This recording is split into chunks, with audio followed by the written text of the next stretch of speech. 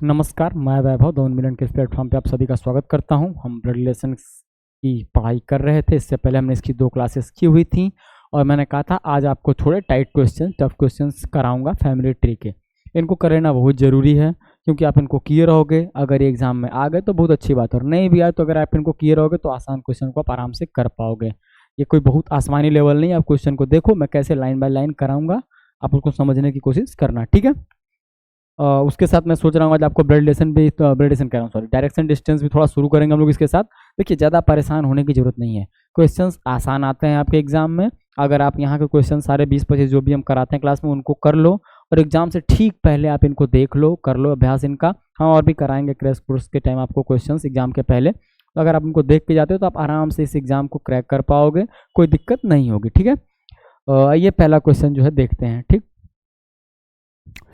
चलिए, क्वेश्चन हो सकता है थोड़ा सा आप लोग को टफ लगे। पहला क्वेश्चन है, मैं कोशिश करूंगा कि मैं कराऊं, अगले क्वेश्चन से आप ट्राई करना, ठीक है।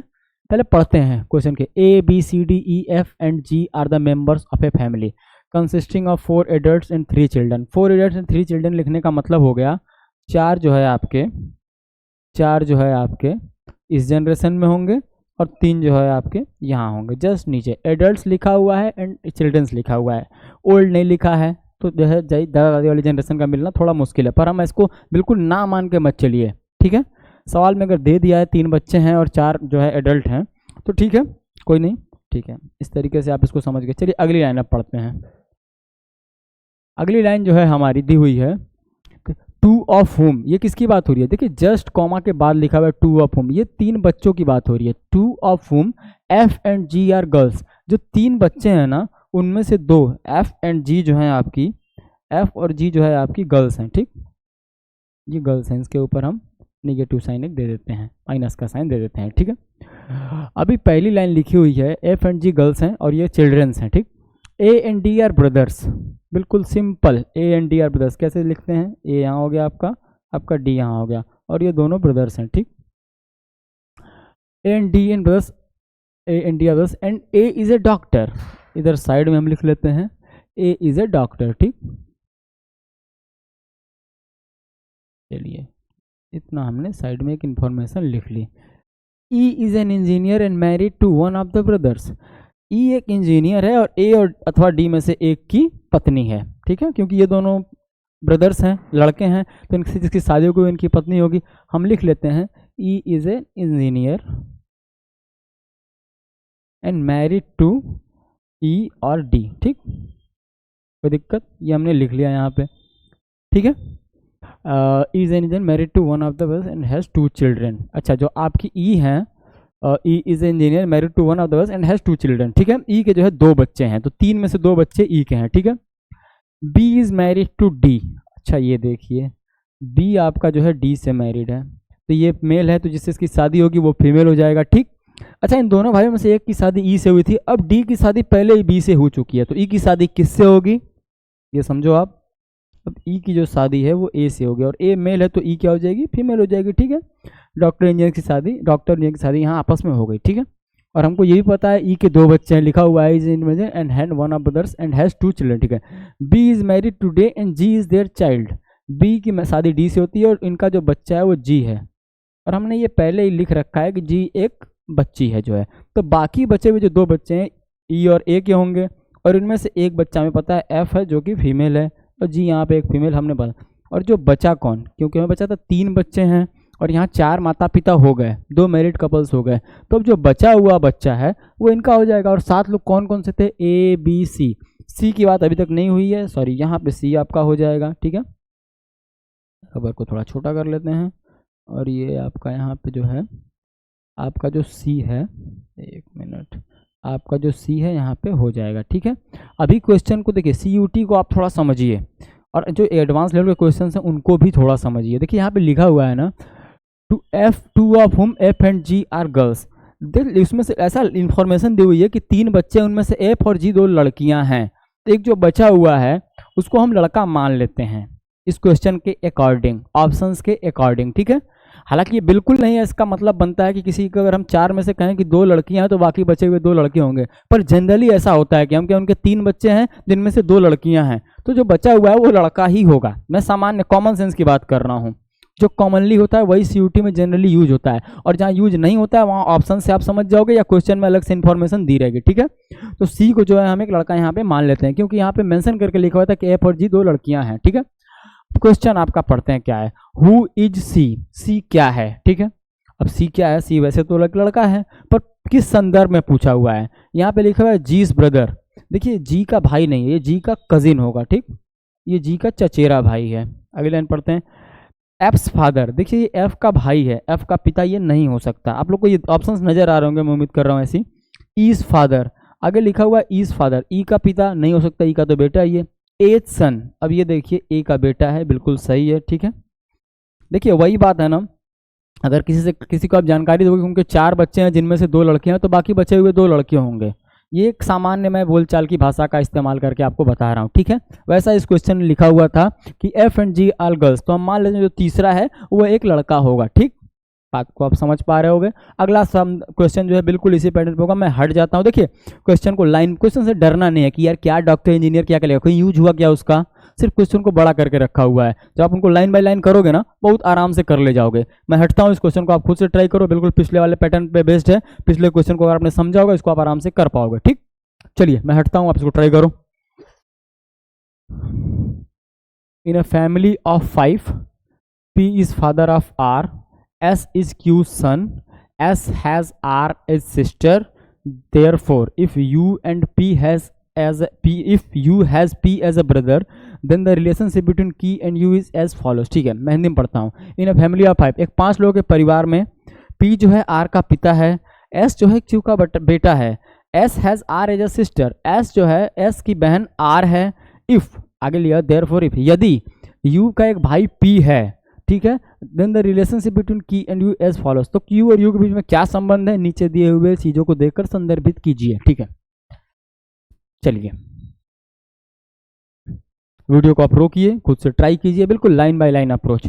चलिए मैं उम्मीद करता हूँ आपने कोशिश की होगी, और आप नहीं कर पाए होंगे तो मैं बता रहा हूँ, आप समझना क्या गलती आपसे हो रही थी, ताकि अगले क्वेश्चन में वो गलती ना हो, फिर अगले में ट्राई करना, ठीक। पहले लाइन पढ़ते हैं, इन अ फैमिली ऑफ 5, 5 लोगों का परिवार है, P is father of R, बिल्कुल P is father of R, P जो है किसका पिता है, R का, ठीक है। ये इंफॉर्मेशन हमने मिली, हमने नोट ली। S is Q son, S is Q son, S जो है बेटा है, किसका बेटा है, Q का, ये हमने साइड में लिख दिया, इंफॉर्मेशन हमारे पास एक हो गई। S has R as a sister, S has R as a sister, S की बहन कौन है, R है, ठीक है। अब क्योंकि S के आपको पता है R के पिता P है और R का भाई S है, तो P और Q आपस में पति पत्नी होंगे, बिल्कुल जाहिर तौर पे, क्योंकि Q जो है, S जो है ये Q का बेटा है। तो यहाँ पे क्योंकि P पहले से जो है एक पुरुष है, तो इसकी शादी Q से होगी जो कि एक महिला है, ठीक। बिल्कुल लाइन बाय लाइन पढ़ते जाना है और क्वेश्चन को करते जाना है। आगे लिखा हुआ है, therefore if U has a P as a brother, यदि U P को भाई, U जो है P का भाई है, ठीक। If U has P as a brother, ठीक है, U has P as a brother, then the relationship between Q and U as follows, ठीक है। तो Q और U के बीच में क्या संबंध होगा, ठीक है। देखिए एक लाइन को फिर से एक बार मैं पढ़ता हूँ, if U has P as a brother. अब यहाँ से P का जेंडर नहीं बता सकते हैं, ठीक है, माफी चाहूँगा, इसको मैं हटा देता हूँ। अब लिखा हुआ है if U has P as a brother, यदि जो है P U का भाई है तो Q और U के बीच में क्या रिलेशनशिप है, ठीक है। अब लिखा हुआ है Q इज U's डॉटर, क्या Q U की डॉटर हो सकती है, नहीं हो सकती है, क्योंकि ये तो सेम जनरेशन में है। U इज Q's वाइफ, नहीं हो सकती है, U जो है Q की पत्नी कैसे हो सकती है, वो तो पहले से ही P की जो है वाइफ है, और P जो है U का भाई है, ठीक है। Q is the sister in law of U, ये बिल्कुल हो सकता है। अब क्योंकि इसकी भाई की पत्नी है तो ये इसकी क्या होगी, भाभी होगी, ठीक है। अगर पूछ देता आपसे, अगर आपसे ये पूछ देता कि जो है U का Q से क्या रिलेशनशिप, तो थोड़ा जेंडर को लेकर प्रॉब्लम हो सकती थी, क्योंकि जेंडर स्पेसिफाइड नहीं है यहाँ पे कि U का जेंडर क्या है। लेकिन यहाँ Q तो हमें पता है ना, ये मेल हो चाहे फीमेल हो, Q तो हमेशा इसकी सिस्टर इन लॉ होगी, हमेशा इसकी जो है भाभी होगी, चाहे ये जो है लड़की हो चाहे लड़का हो। हाँ, अगर ये लड़का होगा तो क्यू का देवर होगा, अगर लड़की होगी तो ननद होगी, ठीक है। Q is use brother in law, ऐसा तो नहीं हो सकता, तो ठीक है हमारा ऑप्शन नंबर 3 यहाँ से सही होगा, ठीक है। बिल्कुल लाइन बाय लाइन अप्रोच से के साथ चलिए, क्वेश्चन को आप कीजिए, ज़्यादा दिक्कत नहीं होगी, ठीक है। अगला क्वेश्चन देखते हैं, चलिए। ठीक है। Following are the information about a family consisting of 4 members. एक फैमिली की जानकारी दी हुई जहाँ 4 मेंबर है, P Q R and S. P is an adult male, P एक एडल्ट मेल है और उसके 2 बच्चे हैं, एंड हैज 2 चिल्ड्रन, ठीक है। Q is son in law of P, Q जो है son in law of P है, यानी कि दामाद है किसका, पी का, ठीक है। R is Q's brother in law, R जो है क्यू का brother in law, brother in law का मतलब साला भी हो सकता है, ठीक है, या फिर जो अगर वो फीमेल है तो देवर भी हो सकता है, ठीक है, या फिर जो उसकी बहन का भी पति हो सकता है तो उसके जीजा भी हो सकते हैं, तो ब्रदर इन लॉ लिखा हुआ है, हम इससे 3 चीज़ों को यहाँ पे समझ पा रहे हैं, ठीक है। There is just 1 couple in the family who is daughter of P, family में सिर्फ एक ही विवाहित जोड़ा है, तो क्या पी की बेटी कौन है, ठीक है। चलिए बिल्कुल लाइन बाय लाइन कीजिए, कुछ नहीं है क्वेश्चन में, एकदम डरना घबराना नहीं है, बस शुरू करेंगे तो खत्म कर देंगे तुरंत 2 लाइन में। चलिए ट्राई कीजिए खुद से, फिर मैं आके कराता हूँ, ठीक है। फॉलोइंग आर सम इन्फॉर्मेशन और फैमिली, 4 लोगों का परिवार है, P Q R S. P एक एडल्ट मेल है और उसके 2 बच्चे हैं, पी एक एडल्ट मेल है, इसके 2 बच्चे हैं, यहाँ आ जाते हैं हम, ऐसे एक डंडा लगा लेते हैं, इसके 2 बच्चे, एक बच्चा यहाँ होगा, एक बच्चा यहाँ होगा, ठीक है। Q is son in law of P, ठीक है। अब क्यू जो है पी का दामाद है, तो मान के चलते हैं यहाँ पे इसकी एक बेटी होगी और उसका ये हस्बैंड होगा, कौन होगा, क्यू होगा, ठीक। कोई दिक्कत यहाँ तक, देखिए बोला है पी के 2 बच्चे हैं और क्यू उसका दामाद है, तो उसकी बेटी का पति होगा, ठीक है। अब आगे देखो, R is Q's brother in law, बड़ी सिंपल सी बात है, अगर आर को क्यू का ब्रदर इन लॉ है और 4 ही लोगों का परिवार है, तो जाहिर तौर पे आर यहाँ आएगा और जो यहाँ पे है आर उसका भाई होगा, तभी ये क्यू का brother in law, brother in law अर्थात पत्नी का भाई, यानी कि साला, ना सारी खुदाई एक तरफ, ठीक है। और उसके बाद इस 4 लोगों के परिवार में अब आपको यहाँ किसको बैठाना पड़ेगा, 4 लोगों का परिवार है, 3 लोग मिल चुके हैं, चौथे को यहाँ बैठा देंगे। परिवार किसका था, P Q R and S, हमें पी मिल चुका है, हमें क्यू मिल चुका है, हमें आर मिल चुका है, हमें एस नहीं मिला था, चलिए ये भी मिल गया हमें, ठीक है। अब who is daughter of P, P की पुत्री कौन है, देखिए पी का बेटा आर है, दामाद क्यू है, तो बेटी कौन होगी, एस होगी, ठीक। देखिए ये जो क्वेश्चन फैमिली ट्री वाले होते हैं, इनमें कुछ नहीं होता है, आपको बस क्वेश्चन से डराया जाता है दिखा के कि ये है वो है, इधर से उधर से आप क्वेश्चंस को सिंपल नोट करते चलो, जहाँ डायरेक्ट मिले वहाँ लिंक करते चलो, जहाँ डायरेक्ट लेसन न मिले साइड में लिखते चलो, बाद में आप उसको देख के आराम से कर लोगे, ठीक है। कुछ नहीं, दिमाग को अपने एकदम कंसंट्रेट रखना है, ठंडा रखना है, शांत रखना है, आप सारे सवाल कर ले जाओगे, अगर आप यहाँ पे देख पा रहे हो मैं कैसे कर रहा हूँ, ठीक है। चलिए अगला क्वेश्चन देखते हैं इसी लाइन में, 1 मिनट, 2 बार ओवर क्लिक कर दिया क्या मैंने, चलिए ठीक है। In a joint family there are father mother 3 married sons and 1 unmarried daughter of the sons. कुछ क्वेश्चन में इनकम्प्लीट है, मैं एक बार रुक जाइए, थोड़ा सा आप लोग को करेक्ट करा देता हूँ। देखिए यहाँ पे ना एक लाइन ऐड कर लीजिएगा, 2 ऑफ द सन्स, ठीक है, 2 of the sons, 2 of the sons, ये देखिए यहाँ पे इसको भूल जाइए, 2 of the sons have 2 daughters each and 1 has a son, how many females member are there in the family। चलिए मैं एक बार हिंदी अनुवाद इसका कर देता हूँ, इंग्लिश में भी एक बार पढ़ देता हूँ। इन अ जॉइंट फैमिली, एक जॉइंट परिवार है, जॉइंट परिवार मतलब आप समझ पा रहे होंगे, जहाँ ज़्यादा लोग होते हैं, न्यूक्लियर मतलब जो होता है जहाँ पति पत्नी और उनके बच्चे होते हैं सिर्फ, और जॉइंट फैमिली में दादा दादी बुआ चाची मौसा मौसी सब होते हैं, ठीक है। देयर आर फादर, पिता हैं, माता हैं, 3 मैरिड सन्स हैं, उनके 3 बेटे हैं जो कि विवाहित हैं, और एक अनमैरिड बेटी है, अनमैरिड डॉटर, ठीक है। 2 ऑफ द सन्स, उन जो 3 बेटे हैं उसमें से 2 जो बेटे हैं हैव 2 daughters, उनकी 2 बेटियां हैं, ईच की, दोनों की मतलब 2 बेटियां हैं, और एक जो है एक का एक बेटा है, ठीक है। How many female members are there in the family, ठीक है, कुछ नहीं करना है, सवाल में लिखा हुआ है माता है पिता हैं, उनके 3 बच्चे हैं जो कि विवाहित हैं, एक लड़की है जो कि अविवाहित है, और जो 3 विवाहित हैं, जो 3 विवाहित हैं उनमें से इस हिसाब किताब ऐसा है कि जो 2 लड़के हैं उनकी 2 लड़कियां हैं और एक का एक बेटा है, आपको बताना है उस परिवार में कितनी महिलाएं हैं। अब ट्राई करो, मैं थोड़ी देर यहाँ हटा हुआ हूँ, वीडियो को रोक के करने की कोशिश करो खुद से। आपने कोशिश कर ली होगी मैं उम्मीद करता हूँ। सबसे पहले ऐसा करते हैं, फादर एंड मदर लिखा हुआ है, यहाँ पे आप फादर को पकड़िए, मदर, और जेंडर सबका क्लियर करते चलेगा क्योंकि प्रश्न में जो है आपसे जेंडर पूछा हुआ है। फादर का जेंडर जो है वे प्लस कर देते हैं, मदर का माइनस कर देते हैं, ठीक है। इनके 3 बेटे हैं और तीनों विवाहित हैं और एक बेटी है। देखिए ऐसे लिखिए क्वेश्चन को, 3 सन्स यहाँ लिख लेते हैं, और क्योंकि तीनों विवाहित हैं तो इनकी 3 वाइफ्स होंगी। देखिए ये सन्स जो बेटे हैं इन पे प्लस का साइन लगाते हैं, और ये जो इनकी पत्नियां उस पर निगेटिव का साइन, माइनस का साइन लगाते हैं। और इनकी एक बहन भी है जो कि अविवाहित है, ये उनके लिए डॉटर, इनके लिए सिस्टर होगी, तो यहाँ मैं डॉटर लिख देता हूँ, ठीक है। ये सन्स हैं और ये उनकी 3 वाइफ्स हैं, डॉटर हैं, ये भी जो है महिला हैं, ठीक है। अभी क्या दिया हुआ है आपके क्वेश्चन में, इन तीनों बेटे और ये 3 बहुओं को हम लोग 3 जोड़े में ऐसे ऐसे और ऐसे दिखा लेते हैं। देखना आप समझते जाना बस। देखो 3 बेटे और 3 बेटियां हैं, तो ये 3 कपल्स हैं, इनको हम तीनों के वंश को ऐसे नीचे की तरफ दिखाते हैं। लिखा हुआ है जो 2 बेटे हैं उनके 2-2 बेटियां हैं, ये हैं इनके 2 डॉटर्स हैं, यहाँ पे लिख लेते हैं 2 डॉटर्स, और यहाँ पे लिख लेते हैं 2 डॉटर्स, और जो बचे हुए एक हैं, and the one has a son, और इनका एक बेटा है, 1 सन, ठीक है। अभी देखिए 2 बेटियां इनकी हैं, 2 बेटियां, एक बेटा इनका है, ठीक है, और एक बेटी यहाँ है। और पूछा हुआ है how many female members are there in the family, फैमिली में कितनी महिलाएं हैं। आइए ऊपर से काउंट करते हुए चलते हैं।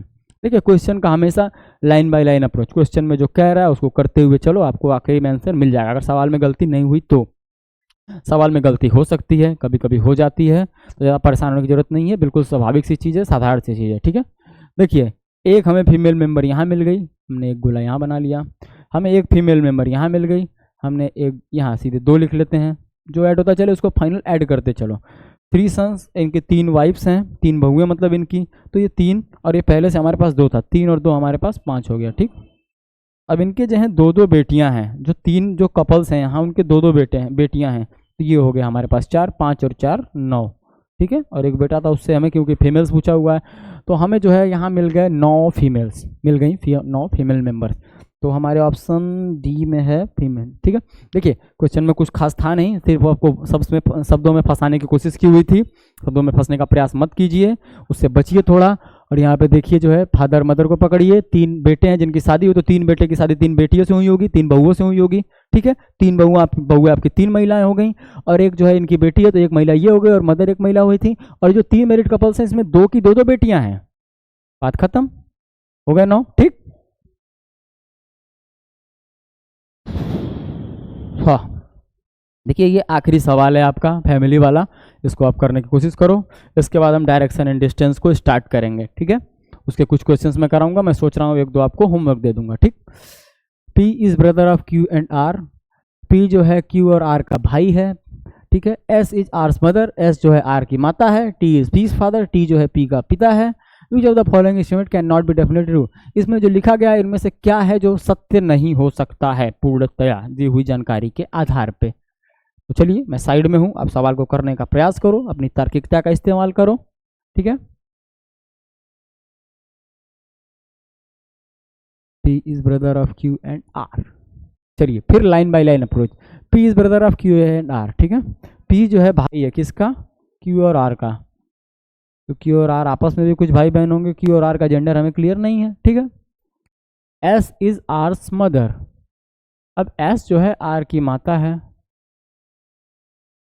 ठीक है, हमें नहीं पता S R की माता है, तो इन दोनों को ही माता हो गई जाहिर तौर पे। T इज P's फादर, अब ये क्योंकि आपस में भाई बहन हैं ये तीनों, तो जो इसका पिता होगा वही इसका पिता होगा, वही इसका पिता होगा, जो इसका पिता होगा वही इसकी माँ का पति होगा, ठीक है। किसके बारे में बात हो रही है, T इज P's फादर, तो ये जो है T इज P का पिता हो गया, ठीक। Which of the following state can not be definitely true, इतनी इंफॉर्मेशन हमारे पास दी हुई है, इतनी इन्फॉर्मेशन दी और पूछा हुआ है जो नीचे लिखा हुआ है उनमें से क्या ऐसा है जो कि सत्य नहीं हो सकता है। पहली लाइन पढ़ते हैं, T is Q's father, T Q का फादर हो सकता क्या, बिल्कुल है, डेफिनेटली है, तो ये ऑप्शन हमें नहीं, ये सही है जानकारी है, वैसे सही है पर क्वेश्चन के हिसाब से गलत है। S is peace mother, S जो है पी की माता है, ये भी बिल्कुल सही है, तो क्वेश्चन के हिसाब से हमें गलत खोजना है, ये भी नहीं होगा, ठीक है। अभी दिया हुआ है T is S husband, T ये भी बिल्कुल सही है यार, जो सही है वो हमें नीचे, हमें गलत चाहिए। आगे लिखा हुआ है एस इज टी सन, अब एस जो है टी का बेटा ऐसा हो सकता है क्या, जो उसकी पत्नी है उसका बेटा हो सकती है क्या? टेक्निकली इनकरेक्ट है, तो ये हमारे लिए बिल्कुल सही ऑप्शन हो जाएगा। वैसे सही है, वैसे गलत है, पर क्वेश्चन के हिसाब से गलत को ही बताना है, तो ये सही है। ठीक है, चलिए अब हम जो है आगे बढ़ते हैं। आगे बढ़ने का मतलब आज डायरेक्शन डिस्टेंस को मैं सोच रहा हूँ आप लोगों को शुरू कर रहा हूँ। देखिए जो हमने वैलिडेशन पढ़ा है ना, जिस लेवल के हमने क्वेश्चंस किए हैं ना, ये ठीक ठाक लेवल के क्वेश्चंस हैं। ये क्वेश्चंस जो है आपको एग्जाम में इससे ऊपर के क्वेश्चन नहीं मिलेंगे, इससे नीचे के ही मिलेंगे। अगर इनको आप कर लेते हो, वीडियो को मैं कोशिश करूंगा, अगर आपको कोई भी कॉन्सेप्चुअल क्लैरिटी मतलब सॉरी कोई भी क्या बोलते हैं कन्फ्यूजन है, कोई दिक्कत है, कोई समस्या, वीडियो को आप एक बार फिर से देखिए या फिर कमेंट बॉक्स में कमेंट कीजिए। व्हाट्सअप और टेलीग्राम आपके पास है, आप वहाँ बताइए आपकी जो समस्या होगी, जैसे जिस टाइप को आपको दिक्कत होगी वो दिक्कत आपकी सही की जाएगी। आप उसके लिए निश्चिंत रहिए। ठीक है, अभी मैं जो हूँ शुरू करने वाला हूँ डायरेक्शन एंड डिस्टेंस। ठीक है, ठीक है, डायरेक्शन एंड डिस्टेंस को कराने से पहले ना कुछ चीज़ें आप जान लो, कुछ चीज़ें आप लोग को जान लेनी जरूरी है। 4 5 6 चीज़ें मैं बता देता हूँ। सबसे पहले आपको जिस चीज़ का ज्ञान होना चाहिए वो है direction, north, south, east and west. ये हमारी 4 दिशाएं हैं, इनका आपको ज्ञान बिल्कुल ये आपकी जबान पे होनी चाहिए, उंगली पे होनी चाहिए, निशाने पे होनी चाहिए, नज़र पे होनी चाहिए। इसमें दिक्कत होगी, अर्थ का अनर्थ हो जाएगा। बोलेगा 5 किलोमीटर पूरब चल के 10 किलोमीटर साउथ चलता है, आप साउथ का नॉर्थ कर दोगे, सवाल पूरा गलत वहीं। ठीक, तो आप समझो नॉर्थ साउथ ईस्ट वेस्ट को समझना कैसे है। जब भी अपनी कॉपी की तरफ देखोगे, जो ऊपर की तरफ जो डंडी जाएगी ना, ये कॉपी की तरफ मैंने देखा, ये जो ऊपर की तरफ जा रहा है ये नॉर्थ है। अब जो नॉर्थ है उसका कोई अपोजिट भी होगा, तो जो नीचे की तरफ इसका जस्ट अपोजिट साउथ है। ठीक, ये 2 चीज़ों में आपको गलती नहीं करनी है। आपकी नाक की तरफ जो ऊपर की तरफ जा रहा है वो नॉर्थ है, जो नीचे जा रहा है वो साउथ है। अब इसके बाद आप समझिए थोड़ा, आपका जो दाहिना हाथ है ना, जो दाहिना हाथ है जनरली राइटी आदमी के लिए बोलते हैं तो मेरे बाएं हाथ का काम है, दाएं हाथ का काम है, ऐसा लोग बोलते हैं। लेफ्टी आदमी उल्टा नहीं बोलता, लेफ्टी आदमी बोलता है मेरे बाएं हाथ का काम है। ठीक है, तो ये जो आपके दाहिने हाथ की तरफ है ना, हम लोग जो है उगते सूर्य को प्रणाम करते हैं। लोग बोलते हैं जिसको जो मजबूत होता है ना, उगता सूर्य जो कहते हैं, जिसका समय आता है लोग उसको प्रणाम करते हैं, नमस्कार करते हैं, उगते सूर्य को लोग सलाम करते हैं। तो दाहिना हाथ जो होता है ना हमारा कंपैरेटिवली मजबूत होता है जनरली। कोई लेफ्टी होगा तो उसका बायां मजबूत होगा।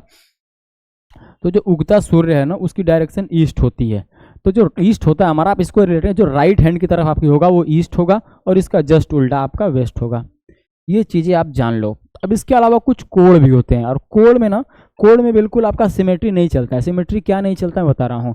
अगर जो डायरेक्शन आपकी जो है नॉर्थ और ईस्ट की तरफ है तो इसको बोलते हैं नॉर्थ ईस्ट। ठीक, लेकिन वही आपकी जो है यहाँ पे चली जाए तो इसको वेस्ट नॉर्थ नहीं बोलते हैं, इसको नॉर्थ वेस्ट बोलते हैं। आप समझ रहे हो मैं क्या बोल रहा हूँ? देखिए जब नॉर्थ ईस्ट के बीच में जाएगा तो नॉर्थ ईस्ट होगा, जब नॉर्थ वेस्ट के बीच में जाएगा तो नॉर्थ वेस्ट होगा। ठीक है, अब वही इसका उल्टा पकड़ लीजिए आप। अब यहाँ से समझिए आप, अब ये साउथ और ईस्ट के बीच में है ना, तो ये साउथ ईस्ट हो जाएगा। ठीक, अब यहाँ पे साउथ और ईस्ट की तरफ जब जाएगा तो साउथ ईस्ट आपका हो जाएगा, ये साउथ ईस्ट हो जाएगा। ठीक, ये साउथ और ईस्ट के बीच में, आप समझो इस चीज़ को, साउथ ईस्ट के बीच में क्या है। और अगर आपका ये साउथ और वेस्ट के बीच में जाएगा तो ये आपका साउथ वेस्ट हो जाएगा। ये आपको चारों डायरेक्शंस और ये आपको चारों उनके कोने, ये आपको याद रहने चाहिए। देखिए मैं आप लोगों के लिए साफ हैंड राइटिंग का यूज़ कर रहा हूँ ताकि आप मेरी हैंड राइटिंग का इस्तेमाल करके आप सवालों को समझो, वरना मेरी हैंड राइटिंग इतनी अच्छी है नहीं। ठीक है, देखिए नॉर्थ साउथ ईस्ट वेस्ट, और ये देखिए north east south west north west. ठीक है, इनके अलावा 2-3 चीज़ें आपको और समझनी है। एक डायरेक्शन होती है, अब ये समझो ये क्लॉकवाइज डायरेक्शन है। ठीक है, और जस्ट इसका जैसे घड़ी की तरफ जब आप देखते हो ना तो घड़ी जिधर को घूम रही है ना वो क्लॉकवाइज डायरेक्शन है, और जस्ट उसका जब उल्टा हो जाएगा तो एंटी क्लॉकवाइज हो जाएगा। ठीक है, अब इसमें आपको 90 degree 45 degree 135 degree 180 degree 360 degree ऐसे क्वेश्चन इससे रिलेटेड मिलेंगे। चलिए अब इसको आप थोड़ा डायरेक्शन को समझ लो। ये है आपका क्लॉकवाइज, इधर आपकी घड़ी घूमती है। ये है आपका एंटी क्लॉकवाइज, इधर आपकी घड़ी नहीं घूमती है, खराब हो जाए तो रुक जाती है, घूमती नहीं है। तो डायरेक्शंस के क्वेश्चन ऐसे आएंगे कि वो 90 डिग्री क्लॉकवाइज घूमा। कोई अगर नॉर्थ की तरफ देख रहा है 90 डिग्री क्लॉकवाइज घूमेगा तो किधर घूमेगा, ये नॉर्थ की डायरेक्शन है, इससे 90 डिग्री इधर हो गया तो ईस्ट में हो जाएगा। यहाँ से 90 डिग्री क्लॉकवाइज हो जाएगा तो आपका साउथ हो जाएगा। यहाँ से एक और 90 डिग्री हो जाएगा तो ये आपका वेस्ट हो जाएगा। ठीक, इन चीज़ों को आप समझते रहना। और फिर यहाँ से 90 डिग्री होगा तो फिर नॉर्थ हो जाएगा, ठीक। और एंटी क्लॉकवाइज जस्ट इसी का उल्टा, कोई इसी का मुंह अगर ईस्ट की तरफ है, अगर एंटी क्लॉकवाइज 90 डिग्री घूमेगा तो आपका जो है नॉर्थ में हो जाएगा, यहाँ से 90 और घूमेगा तो वेस्ट हो जाएगा, यहाँ से 90 और घूमेगा तो साउथ हो जाएगा। आप समझ पा रहे हो मैं क्या कह रहा हूँ? सवाल के साथ समझेंगे अगर नहीं समझ पा रहे हो तो, ठीक। आज कुछ क्वेश्चंस प्रीवियस ईयर के 4-5 क्वेश्चंस मेरे पास हैं, मैं कराता हूँ। 1-2 क्वेश्चन आपको करने के लिए दे दूंगा, आप उनको करना, कोई दिक्कत हो तो मैं बताऊंगा, नहीं होगा तो मैं कराऊंगा, ठीक है। आप कर लोगे तभी मैं कराऊंगा, कोई बात नहीं, ताकि आप समझ पाओ बेस्ट अप्रोच क्या है क्वेश्चन के लिए। क्वेश्चन के लिए जो बेस्ट अप्रोच है ना वो जानना बहुत ज़रूरी है। अब यहाँ से कोई चले ना, यहाँ से कोई चले और यहाँ जाना है ना, तो जाने का तरीका एक ये भी है, एक ये भी है, एक ये भी है, एक ये भी है, लेकिन जो बेस्ट तरीका है ना वो यही है, ठीक है। अब कभी कभी जो है ना, कभी कभी विराम लेना पड़ता है, कभी कभी रुकना पड़ता है, कभी कभी सवाल को समझना पड़ता है, कभी थकान को दूर करनी पड़ती है, तो ठीक है वो एक तरीका जरूरी है। अगर आप ज़्यादा पढ़ रहे हो 4 घंटे 3 घंटे तो बीच में आराम कर सकते हो, लेकिन ऐसा नहीं कि 15 मिनट पढ़ के आराम कर रहे हो तो दिक्कत है। तो लंबा रास्ता कभी नहीं लेना है, स्मार्ट वर्क करना है हमेशा। चलिए इसी श्रेणी में हम पहला सवाल को देखते हैं। देखिए पहला सवाल मैं कराऊंगा और उसके बाद अगला सवाल आपको करना होगा, ठीक है। यही है पहला सवाल, 1 मिनट। चलिए ठीक है, पहला सवाल मैं कराता हूँ आपको, ठीक है। मैं कोशिश करता हूँ पहला मैं कराऊँ अगला आप करो। मैं क्वेश्चन को एक बार पढ़ता हूँ। Ram starts his journey from point A and walk 100 metre in east direction, then he turn left and walk 50 metre, he again turn left and walk 50 metre, he again turn left and walk further 50 metres and reaches at point C. How far is from his initial position, initial point A, ठीक है। यहाँ से शुरू किया था वहाँ से कितनी दूर है। क्वेश्चन को बिल्कुल मैं हमेशा कहता हूँ लाइन बाय लाइन पढ़िए, लाइन बाय लाइन समझिए, इन्फॉर्मेशन को फॉलो करते रहिए, ठीक है। Ram start he journey from point ए, देखिए राम अपनी जर्नी पॉइंट ए से शुरू करता है, ये पॉइंट ए हो गया, ठीक। And walk 100 metre in east direction, चलिए राम जी को हम चला देते हैं, ये ईस्ट में 100 मीटर चल दिए, ठीक है। ये ईस्ट ही है आपका, 100 मीटर ईस्ट में चल दिए। उसके बाद जो है then he turn left and walk 50 metres. Right left को आप समझते रहना, अगर आपका फेस नॉर्थ है तो ये आपका राइट होगा, ये आपका लेफ्ट होगा, ठीक है। अगर आपका फेस साउथ है तो ये आपका लेफ्ट होगा, ये आपका राइट होगा, समझ पा रहे हो। अगर आप जो है ईस्ट में चलते हो तो इधर आपका जो है लेफ्ट होगा, इधर आपका राइट होगा। अगर आप वेस्ट में चलते हो तो ऊपर की तरफ आपका राइट होगा, नीचे की तरफ आपका लेफ्ट होगा। इसको रट्टा मारने की जरूरत बिल्कुल नहीं है, समझने की जरूरत है इसको, कि अगर जिधर भी डायरेक्शन हो उधर अपना मुंह कर लो। अगर नॉर्थ की तरफ देख रहे हो ना तो बिल्कुल कॉपी में आपका जो राइट है वही राइट है, ये लेफ्ट है। और नीचे की तरफ देख रहा है ना तो जो आपका राइट है वो लेफ्ट हो जाएगा, जो लेफ्ट है वो राइट हो जाएगा, ऐसे समझो। ये उल्टा हो गया, आप अब नीचे की तरफ जा रहे हो। अगर आप ईस्ट की तरफ जा रहे हो तो ये आपका राइट है, ये आपका लेफ्ट है। लेफ्ट ऊपर की तरफ है, राइट नीचे की तरफ है। हमेशा खुद को एज्यूम करना, जिस भी डायरेक्शन में आदमी को खड़ा करना ना, सोचा मैं ही खड़ा हूँ, ठीक, तो आप बेहतर कर पाओगे। चलिए 100 मीटर वो चले, उसके बाद वो लेफ्ट में मुड़े और 50 मीटर चले। लेफ्ट इधर मुंह है तो लेफ्ट किधर होगा, इधर होगा। 50 मीटर, चलिए 50 मीटर अब ये चले, जो है 50 मीटर चले लेफ्ट में। मैंने थोड़ा ज़्यादा चला दिया, रुक जाइए 1 मिनट, इनको कम करते हैं हल्का सा। चलिए ठीक है, 50 मीटर चलाइए। उसके बाद बोलता है he again turn left and walk 50 metre. फिर 50 मीटर फिर लेफ्ट में मुड़ते हैं और 50 मीटर चलते हैं। चलिए ठीक है, ये हो गया जो है। फिर ज़्यादा कर दिया मैंने, 1 मिनट रुक जाइए, थोड़ा छोटा कर देते हैं इसको, ठीक है। चलिए अगली लाइन क्या पड़ी हुई है, and again turn left and further walk 50 metre. अब अगेन लेफ्ट में मुड़ते हैं, फिर 50 मीटर चलते हैं। कॉन्सेप्ट ऑफ पैरेललिज्म का आप थोड़ा समझना कि अगर ये कोई आदमी यहाँ से यहाँ 50 मीटर चल रहा है ना, ए टू बी, तो यहाँ पे अगर कोई पॉइंट है सी टू डी और ये इसके बिल्कुल अपोजिट है और ये आमने सामने है, तो ये भी 50 मीटर ही होगा। तो ये यहाँ से यहाँ तक जब जा रहे हैं ना, तो अगर यहाँ से यहाँ 50 है तो यहाँ से यहाँ भी 50 होगा, ठीक। पैरेलल वाला कॉन्सेप्ट आप समझना। पैरेलल दो चीज़ जब चलेंगी और एक जगह चल के एक जगह रुकेंगी तो उनकी लेंथ हमेशा बराबर होगी, ठीक। अभी क्या पूछ रहा है ये, एंड रीचेस पॉइंट सी, ये पॉइंट सी पे पहुंच गया, ठीक है, ये आपका पॉइंट सी पे पहुंच गया। How far is he now from initial point ए से कितना दूर। अच्छा ये टोटल लेंथ थी 100 मीटर की और ये यहाँ से यहाँ तक है 50, ठीक है। तो ये यहाँ से यहाँ पैरेलल वाला कॉन्सेप्ट आप यहाँ भी 50 होगा, तो 100 में से 50 जाएगा तो बचेगा कितना, ये बताना होगा क्या। ठीक है, ये बिल्कुल सिंपल मैथ है ये। कभी कभी यहाँ जो है पाइथागोरस का भी यूज होगा, वो भी हम देखेंगे अगर यूज होगा तो।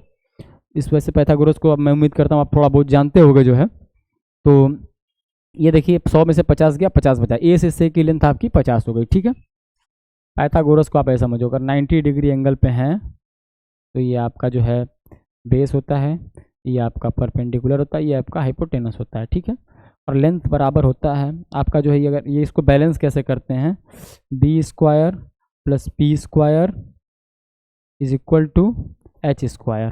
ठीक है, ये आपका फार्मूला होता है पाइथागोरस का। इसका यूज कभी कभी इसमें पड़ता है, कभी कभी क्या, ज़्यादातर एक अच्छा क्वेश्चन रहेगा तो उसमें पाइथागोरस का यूज होगा। ठीक है, चलिए आगे बढ़ते हैं अगले सवाल में। इसको आप खुद से करने की कोशिश करो, मैं हट जाता हूँ जो है। बिल्कुल पिछले सवाल में जो हमने राइट लेफ्ट सीखा था, जो डिस्टेंस सीखा था, जो पाइथागोरस सीखा था, जो पाइथागोरस को जाना था, वही चीज़ यहाँ पे होगी। चलिए, a boy runs 4 kilometer to each direction, then turns right side and runs 6 kilometer, and then again turn left and 8 kilometer, then again turn left। बिल्कुल अगेन ध्यान से पढ़ना, अच्छे से पढ़ने में गलती करोगे, कोई लाइन मिस हो गई, 2 बार लेफ्ट का राइट का लेफ्ट कर दिया, अर्थ का अनर्थ हो जाएगा, सवाल आपका कहाँ का कहाँ पहुँच जाएगा। चले थे कहीं से घूम फिर के जो है, हो सकता है जहाँ पहुँचना वहाँ ना पहुँच के कहीं और पहुँच जाए। ठीक है, now boy looking in direction and final point from the starting point is। ठीक है, a boy runs 4 kilometer to east side and then turns right। ठीक है, बॉय है, यहाँ से रन करना शुरू करता है। ठीक है, 4 किलोमीटर रन करता है ईस्ट में। ठीक, and then turn right side and run 6 kilometres, ये राइट में मुड़ा और 6 किलोमीटर और हो गया। लेंथ को थोड़ा अप एंड डाउन आप एडजस्ट करते रहना, क्योंकि मैं मीटर लेके यहाँ नहीं नाप रहा हूँ। ठीक है, तो गलती उसमें हो सकती है। And then turn left and run 8 kilometre, उसके बाद लेफ्ट मुड़ता है और 8 किलोमीटर चलता है। ठीक है, थोड़ा और लंबा कर देते हैं क्योंकि ये 8 है, 4 6 8। ठीक है, and then again turn to left and 3 kilometre to. ठीक है, और लेफ्ट में मुड़ता है और 3 किलोमीटर चलता है। राइट लेफ्ट का ज्ञान आप थोड़ा ध्यान रखना। देखिए ये हमारा 6 है ना, पैरेलल वाला कॉन्सेप्ट, 3 ये चला है तो 3 3 ये हो जाएगा। ठीक है, तो ये इसके बीच में कहीं आएगा। ठीक है, and finally again turn to left and 4 kilometre, फिर लेफ्ट मुड़ता है और 4 किलोमीटर चलता है। ठीक है, ये जो है 4 के बिल्कुल यहाँ आ जाएगा। ठीक है, ये भी आपका 4 4 में 2 बार तोड़ लिया कीजिए, ऐसा कर लिया कीजिए, कभी कभी सुविधा हो जाती है इससे सवाल करने से, बाद में दिक्कत होती है। Now the boy is looking in which direction and, चलिए पहले देखते हैं बॉय देख किस है। तो बॉय जब देख किधर रहा है, तो बॉय किधर देख रहा है, वेस्ट में। ठीक, पहले तो हमें ये मिल गया। And the distance of the final point from the starting point, final to initial. ठीक है, डिस्टेंस में क्लियर नहीं किया है, इसको शॉर्टेस्ट पता करना है या टोटल पता करना है। अगर टोटल पता करना है तो एक बार जोड़ लेते हैं, 4 और 6 10, 6 और 8 आपका जो 10, 10 और 8 18, 18 और 7 आपका हो जाएगा 25। तो ऐसा कहीं उत्तर नहीं दिया हुआ है, तो इसको जो है हम देखते हैं पाइथागोरस से। देखते हैं, ये आपका 4 है, ये 4 है, तो 8 आपका हो गया, ये यहाँ तक आएगा, ऐसे ऐसे ऐसे ऐसे ऐसे ऐसे, ये 4 और आपका हो जाएगा, और ये नीचे नीचे नीचे नीचे आएगा, तो आप ये आपका 3 और हो जाएगा। ठीक है, तो ये आपका 8 स्क्वायर प्लस 9 स्क्वायर, ये आपका plus 3 square, sorry plus 3 square, ये आपका अंडर रूट, तो ये आपका है 64, और ये आपका प्लस 9 अंडर रूट, तो 64 और 9 होता है 73, ये आपका अंडर रूट। तो हमारा सही उत्तर होगा वेस्ट अंडर रूट 73। ऑप्शन में हमारे पास है सेकंड ऑप्शन ही है। ठीक है, हमने इसको टिक किया। देखिए इमेजिनरी लाइन बनाना सीखो, अगर हमको इसका पता करना है ना, तो ये बिल्कुल पहले या जब भी ये पैरेलल, जब हाँ जैसे यहाँ पैरेलल बना तो हमने इसको 3 3 2 बार में कर लिया, यहाँ इसके पैरेलल में 4 बना तो हमने इसको 4 4 कर लिया। ये इसके ना बाद में से सुविधा होती है, तो क्वेश्चन को करते समय इस चीज़ को करने की आदत बना। और ये सवाल जो मैं करा रहा हूँ, ये आपके एग्जाम में डायरेक्शन डिस्टेंस के सवाल, वो पीछे वाले नहीं, डायरेक्शन डिस्टेंस के जो मैं सवाल आपको करा रहा हूँ ना, ये आपके एग्जाम में आए हुए सवाल हैं, ऐसे एग्जाम में आए हुए हैं, वो मैं करा रहा हूँ। और सवाल में कुछ नहीं है, थोड़ा सा जो है प्रैक्टिस की ज़रूरत है, थोड़ा सा चीज़ों को समझने की, जो right left anti clockwise clockwise ना, इन्हीं चीज़ों को जानने की ज़रूरत है, और पाइथागोरस को थोड़ा बहुत। ठीक है, तो ये हमारा वेस्ट 73 अंडर रूट हो गया। ठीक है, आगे बढ़ते हैं। ऑप्शन से कभी जो है परेशान नहीं होना, कभी कभी ऑप्शन में आंसर नहीं होता, खुद पे भरोसा है तो नन ऑफ दीज टिक करके निकल जाया कीजिए। अगर ज़्यादा कन्फ्यूजन है तो छोड़ दिया कीजिए। ठीक, क्वेश्चन को छोड़ देना ज़्यादा जरूरी है। आगे बढ़ते हैं। चलिए, ये आपका क्लॉकवाइज और एंटी क्लॉकवाइज है। A girl is facing in north, she turns 90 degree anti clockwise direction and then 45 degree clockwise direction, which direction is she is facing now. देखिए, मैं हमेशा कहता हूँ इंग्लिश के क्वेश्चन थोड़ा इंग्लिश में पढ़ने की कोशिश कीजिए। रीजनिंग के कुछ होता नहीं इंग्लिश हिंदी में, थोड़ा बहुत अंतर हो सकता है। एक लड़की नॉर्थ में देखती है, गर्ल इज फेसिंग नॉर्थ, कुछ कठिन नहीं है, थोड़ा इनको पढ़ने का अभ्यास कीजिए। ये मैं नहीं कहता, देखिए हिंदी को आप जानिए लेकिन इंग्लिश को भी थोड़ा थोड़ा जानते रहिए साथ में।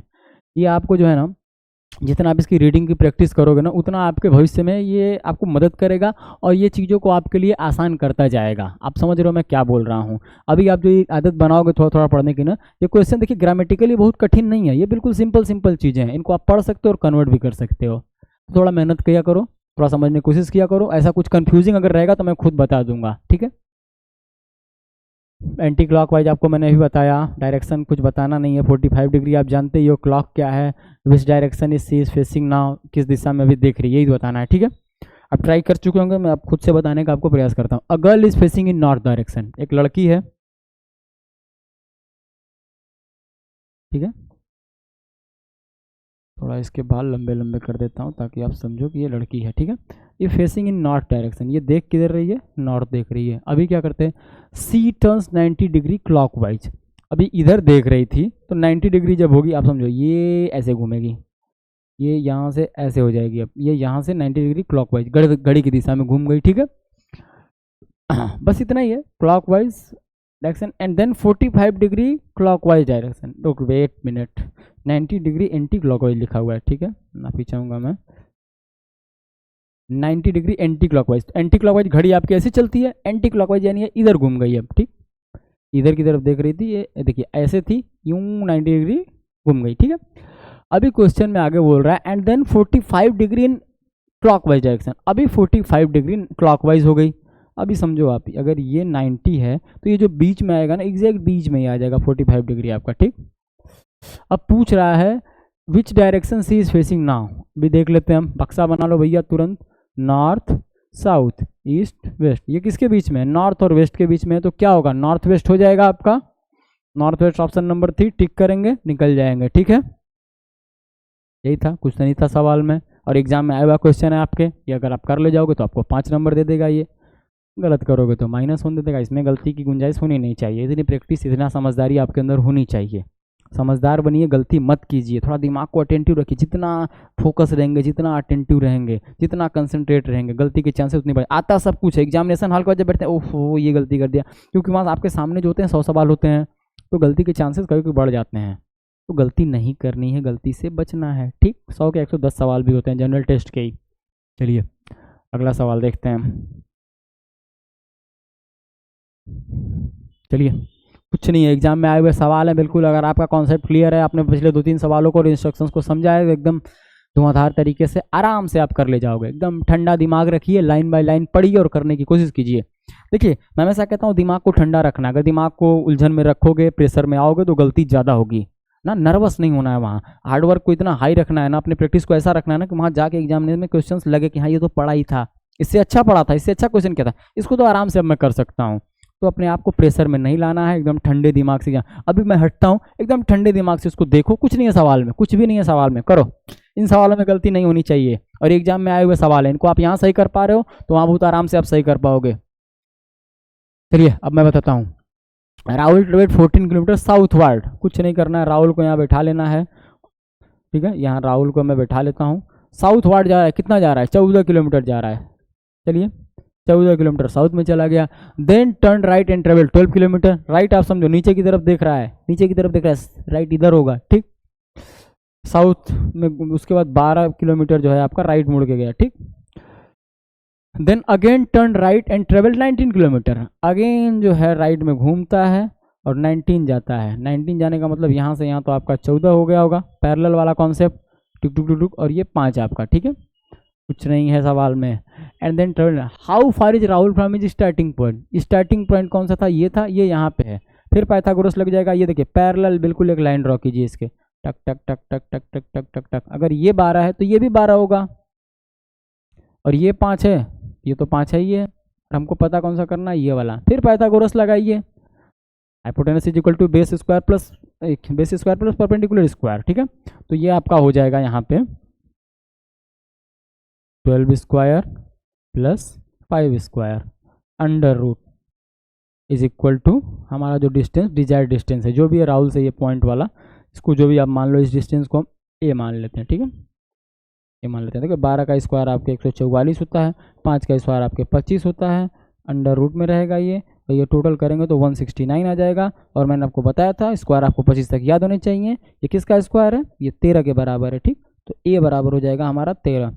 ऑप्शन में हमारे 13 जो है ऑप्शन में 13 दिया हुआ है। पाइथागोरस का इतना ही यूज है, अगर आपको स्क्वायर्स आते हैं तो आप आराम से इनको निकाल पाओगे, और पाइथागोरस का यूज पड़ेगा बारी बारी। और ये प्रीवियस ईयर क्वेश्चंस हैं, मैं हमेशा कह रहा हूँ, मैं बार बार कह रहा हूँ, थोड़ा आपके लिए रेडी रहो। और अभी मैं कोई एग्जाम लेवल करा रहा हूँ, आगे थोड़े एग्जाम लेवल पैटर्न को फॉलो करते हैं, और तीसरी क्लास में हाई लेवल के क्वेश्चन करा रहा हूँ। ऐसा ही पैटर्न मेरी पढ़ाई का है अब तक, और ऐसा मैं एक बार फिर कराऊंगा। चलिए, ये क्वेश्चन आपने कर लिया और आगे मैं जो हूँ बढ़ता हूँ। चलिए, आप इस सवाल को करने का प्रयास कीजिए। Arun walk 16 metre towards west, then turns to his right and walks, ठीक है।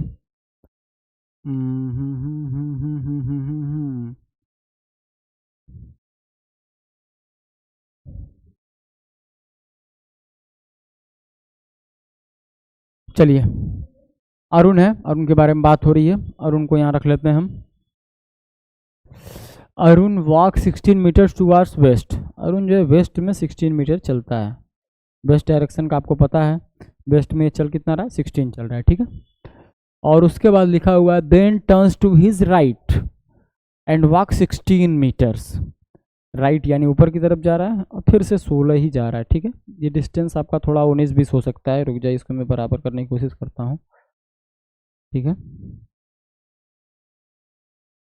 चलिए, ये कोशिश कर रहा हूँ मैं कि बराबर बराबर थोड़ा रहे।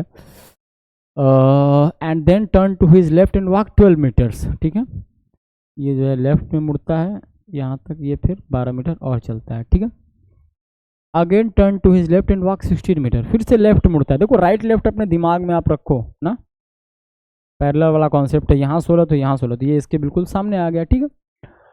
अभी पूछा है what is the shortest distance between his starting point and present position. Starting point इसका ये है, प्रेजेंट पोजीशन ये है, तो ये 16 है। फिर यहाँ देखिए पैरेलल कॉन्सेप्ट लगेगा, तो ये भी 12 होगा, ये 16 है, 16 और 12 होता कितना है, ये आपका होता 28 है, ठीक है। यही आपका आंसर होगा। देखिए कुछ भी नहीं है, कुछ भी नहीं है। मैं हमेशा कह रहा हूँ जो है आपका सवाल सिर्फ और सिर्फ कॉन्सेप्ट और प्रैक्टिस बेस्ड है, कुछ भी मतलब ऐसा कोई नहीं कि रॉकेट साइंस है। सिंपल सिंपल चीज़ें, राइट लेफ्ट क्या है, 90 डिग्री क्या है, 45 डिग्री क्या है, नॉर्थ साउथ ईस्ट वेस्ट क्या। देखिए अब मैं अब क्वेश्चन जो है दो क्वेश्चन आपको मैं होमवर्क के लिए दे देता हूँ। क्वेश्चन जो है हमारे दो क्वेश्चन आपके पिछले साल का आए हुए, एक ठीक ठाक क्वेश्चन है, आप इनको देखो, बिल्कुल जो है पाइथागोरस पे बेस्ड होंगे। अगला प्रश्न जो है आपको घर से करके आना, मैं हट जा रहा हूँ, आप इसका एक स्क्रीनशॉट ले लो और इसको कल करके आइए, जो है कल की क्लास में मैं इसको कराऊंगा अच्छे से, ठीक है। चलिए, इसके बाद अगला क्वेश्चन जो है उसका भी आप एक स्क्रीनशॉट ले लो। ये दोनों क्वेश्चन जो है बिल्कुल सिंपल है। ये भी देखिए एक आसान सवाल है, पिछला सवाल थोड़ा हो सकता है आपके दिमाग की परीक्षा ले, पर ये आप अगर सभी सवाल किए ना तो आप इसको आराम से कर पाओगे। चलिए, अब इसके बाद ठीक है, आज इस क्लास को हम लोग यहीं विराम देते हैं। और जो है मैं कोशिश करता हूँ, मैं उम्मीद करता हूँ कि ये दोनों क्वेश्चन आप करके आओगे, जो मैंने पढ़ाया आपके समझ में आया होगा। देखिए एग्जाम में आए हुए क्वेश्चन है, और ये जो दोनों होमवर्क दिए हैं ये भी एग्जाम में आया हुआ क्वेश्चन है। और अगली क्लास में जो है हम इसके जो है एग्जाम में पैटर्न के आए हुए और क्वेश्चंस को करेंगे, और उसकी अगली क्लास में हम हाई लेवल क्वेश्चंस करेंगे। और आप जो हमने ब्लड एडिशन पढ़ा, मैं उम्मीद करता हूँ आप उन वीडियोस को अच्छे से आपने देखा होगा, और जो भी आपको 20-22 सवाल जो भी कराएंगे उनको आपने किया होगा। अगर आप इतना कर लेते हो तो बहुत है। इसके अलावा इसका एक प्रैक्टिस सेशन हम अलग से रखेंगे, इसके लिए हम अलग से अभ्यास करेंगे एग्जाम से पहले। उसके लिए आप निश्चिंत रहो, पढ़ते रहो, खुश रहो, मस्त रहो। जय हिंद, जय भारत, ठीक है।